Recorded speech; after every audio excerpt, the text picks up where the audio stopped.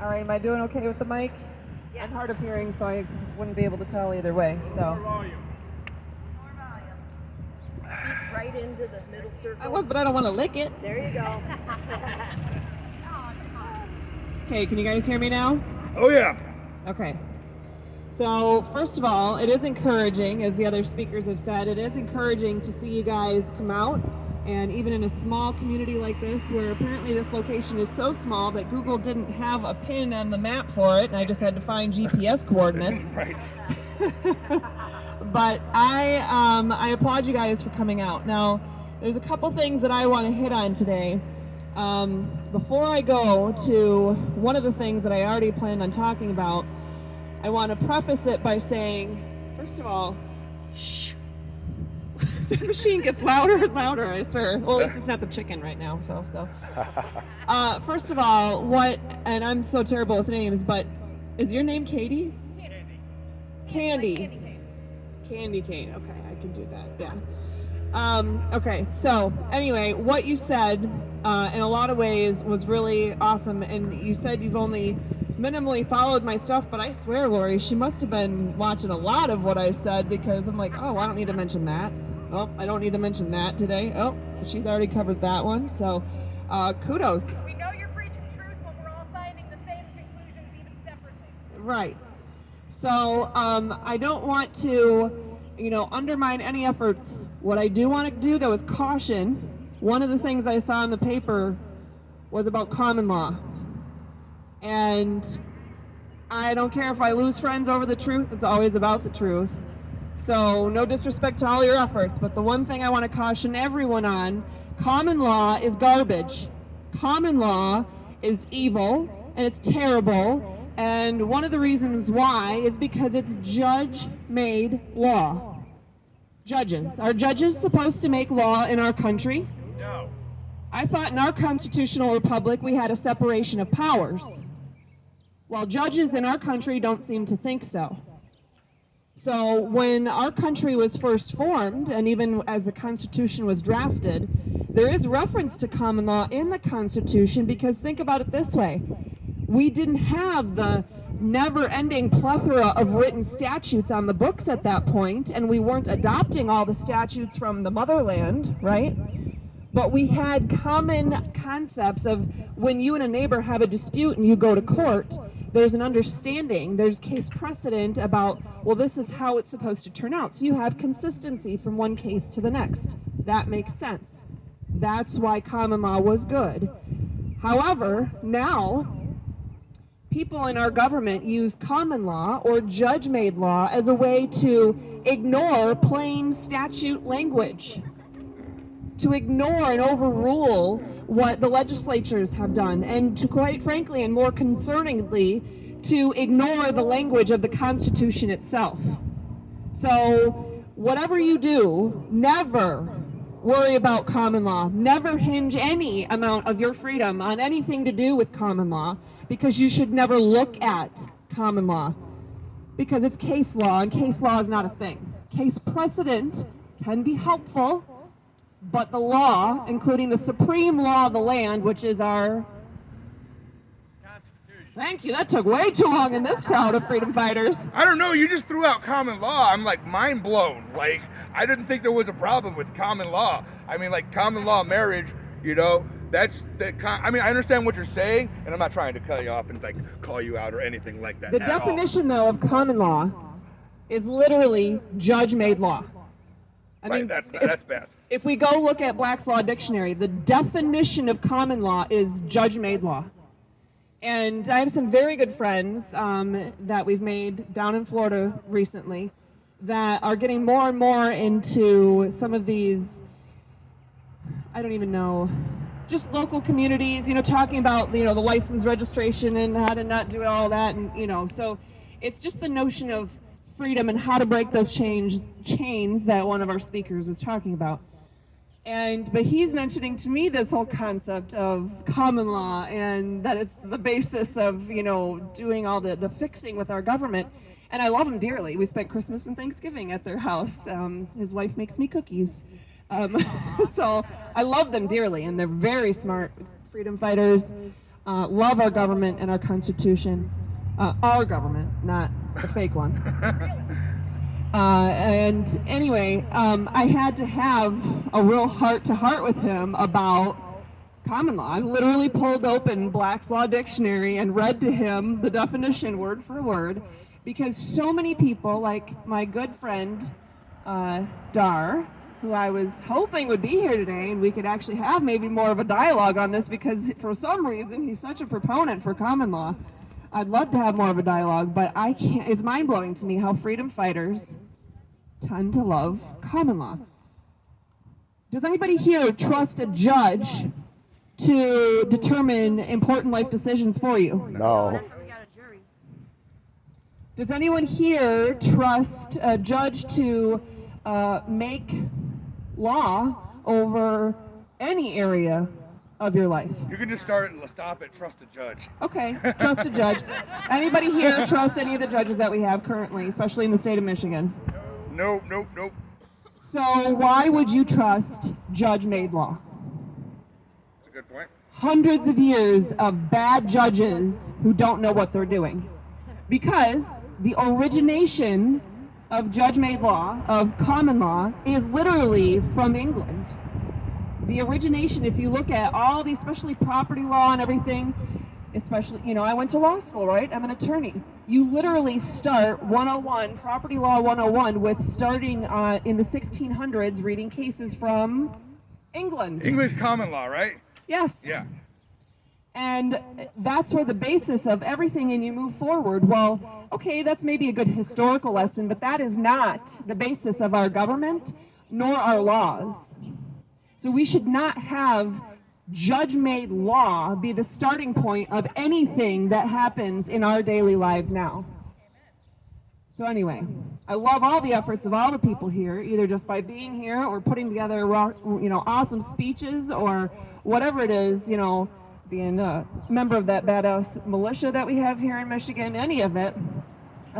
It's all very important. So I hope you guys don't take that to be a discredit to any of the work that you're doing. But when I see stuff like that, I have to speak up, because I'm all about conveying the truth, whether it's going to make me friends or lose them.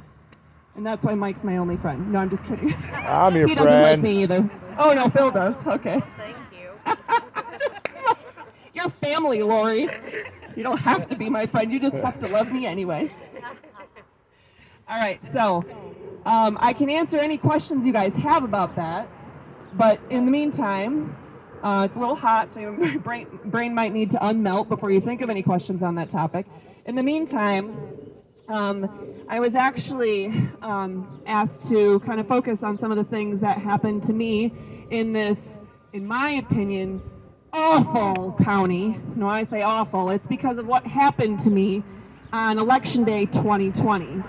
I'm just curious, I know some of you know, but by a show of hands, if you know what happened to me, actually know what happened to me on Election Day 2020 here in Allegan County, please raise your hand.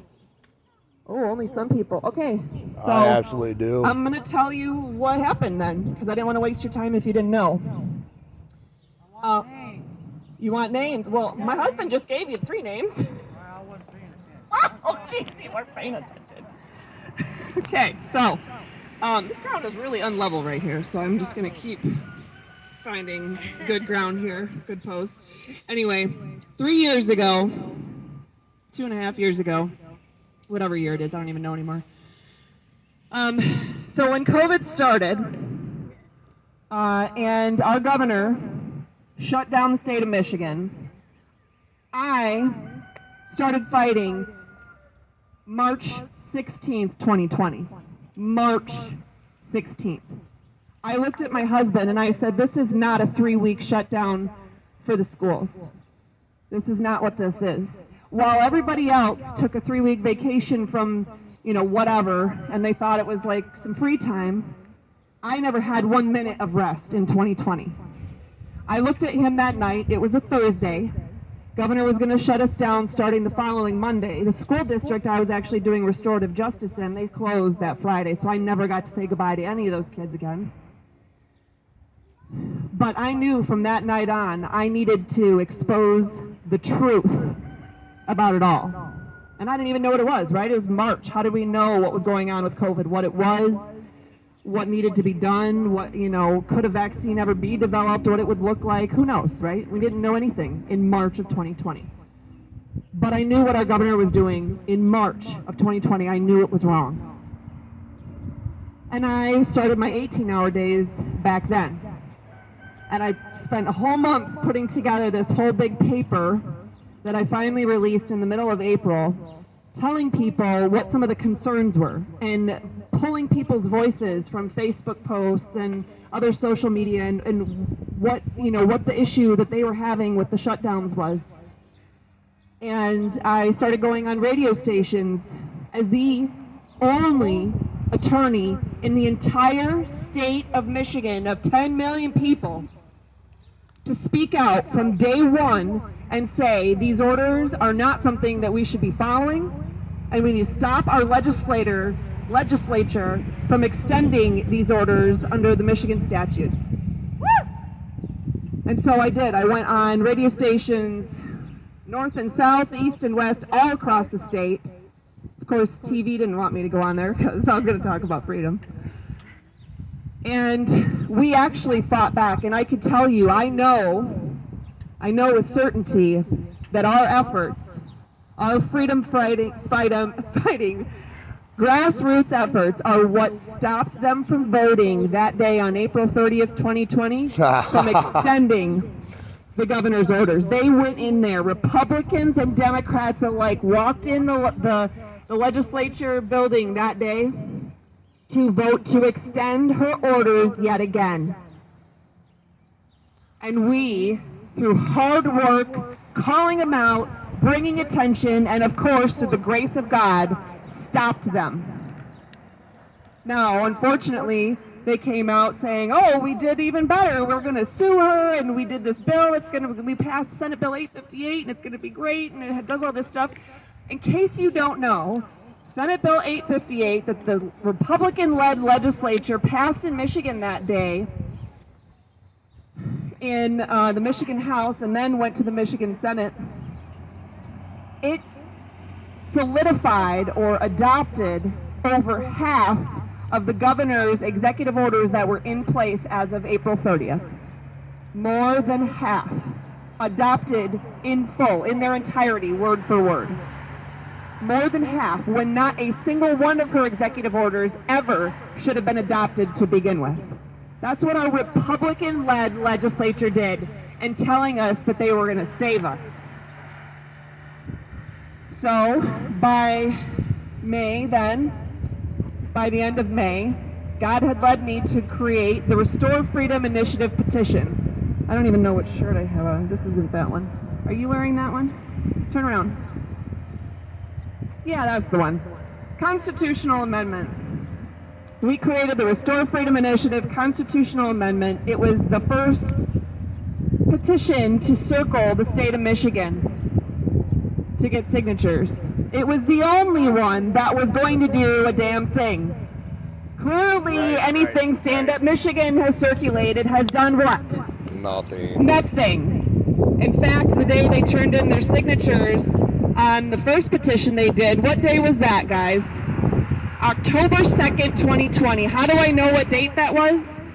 Because I was the only attorney that argued against the governor's executive orders in the Michigan Supreme Court saying they were unconstitutional from day one. I did that on a volunteer basis, just as I stand before you today, not earning a dime from any of this. And October 2nd was the day that the court released their decision saying, at least in part, they acknowledged that the one statute was unconstitutional and the governor's orders violated the other statute, so her orders were completely null and void. Now, what irony is that the day the Stand Up Michigan signatures are turned in, the statute is already declared unconstitutional by the Michigan Supreme Court.